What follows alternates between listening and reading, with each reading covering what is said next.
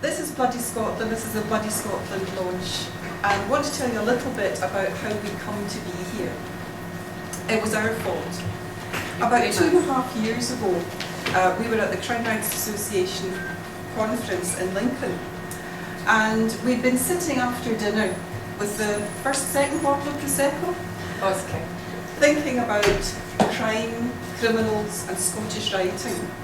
And we thought, why don't we in Scotland have a crime festival? After all, there was Harrogate. And you were thinking of the Harrogate of the North. And we thought, yes, let's do this. Let's have a crime festival. And it really took off from there. Yeah, very easy, isn't it, to have really good ideas, especially on the second bottle of Prosecco. But what's been fascinating about that idea is every time we've mentioned it to anybody, the eyes light up and people say, why have we not done that before? And if you go down to Harrogate or you go to Bristol, there are a lot of Scottish crime writers propping up the bar. And we thought, well, why don't we invite people north for a change? We all love going down there, but let's invite people up to Scotland. So it's very easy to have an idea. That's the easy bit, but how do you make it happen? Well, what you do first of all is you contact all the CWA, the Crime Writers Association, and then you start to harry all your friends and of course your spouses And your agent. and your agent. And if you're very lucky, which we've been, we have a group of people in a committee, wonderfully diverse in their abilities, who have come together, and so that idea has taken fruit. And I keep thinking of Field of Dreams. You know, if you just build it, it will come. Remind me of that next year when there's nobody here. But so that's how it came about. It did. And we formed this committee with people like Jenny Brown, who's got tremendous expertise. The committee grew, and we started thinking of ourselves as the Scottish International Crime Festival. But we knew we needed a name. And one day, I don't know whether it was one of these, I'm looking for the title of the book, moments, I thought, Bloody Scotland. I thought, wouldn't it be great in years to come when we're an established and well-known crime festival and other writers are propping up the bars at different festivals, they'll be saying to each other, you going to Bloody Scotland this year? And I thought, yes, it's got to be Bloody Scotland. And there are a lot of people internationally who know about Stirling because of its history. And doesn't it just work so well with the title, Bloody Scotland? So our hope is that people will come to Stirling, they will come to the festival here, but they will also be able to go out and look at the rest of Scotland. It will be a draw internationally.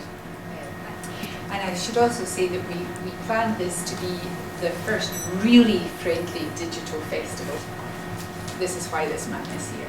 So if you're not on Twitter, get on Twitter now, because we have taken over Twitter this morning. Bloody Scotland is reigning supreme on Twitter this morning.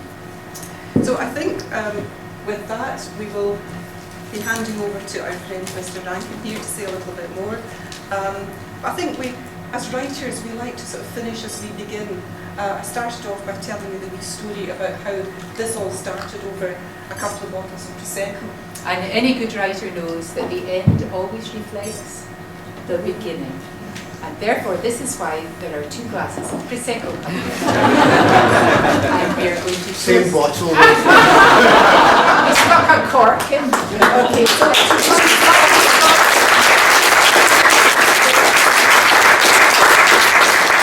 It's great to be in Stirling, and I think it's a brilliant place to have this festival.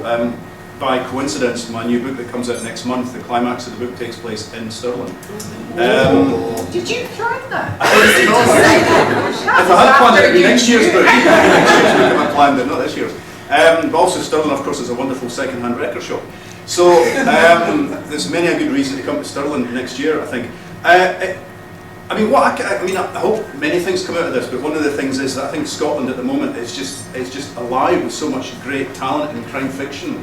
And yet it doesn't get the international recognition and even the national recognition that it should get. I mean, we often look jealously, I think, across at Scandinavia, and we say, well, what have they got that we've not got? And the answer is not much, apart from a pretty good PR guy, I think. But it's a huge kind of Catholic, with a small c, community of writers who all feel that they're part of a community, and yet they're doing very different work from each other. So hopefully bringing all these things together will actually be able to show the world in this festival that Scottish crime fiction not only has a proud heritage going way back, but has a terrific future as well.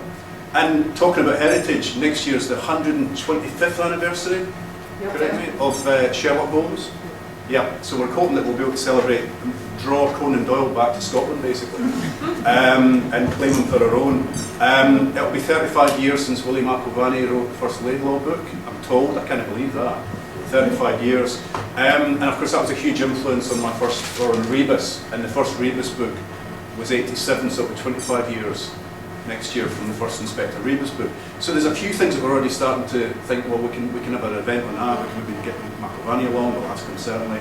But I think we're looking for ideas, I mean, you're looking for ideas. I mean, if there's any writers that you know internationally, nationally, that you would love to see, that you'd like to maybe do a Q&A with, that you'd like to see on a panel, not just fiction, but also hoping we can sort of reach out to non-fiction, to professionals in the various fields, film and TV, you name it, we're interested. We just want to put together the best possible weekend that we can to really get a head of steam going, so that the year after that is a wee bit easier. And the year after that basically runs itself. That's what you hope. I mean, I was there right at the start of the festivals like Harrogate, and you know, everybody was a bit panicky and running around going, is this going to work? Well, you don't know. I mean, you said, you know, build it and they will come. I mean, that's what you do. It's a leap of faith, and that's why we're all depending on all of you and all your friends and all your contacts to try and make this as good a festival as you possibly can. And that's about all I've got to say. So, you know, I'll see you all here next year. Thanks.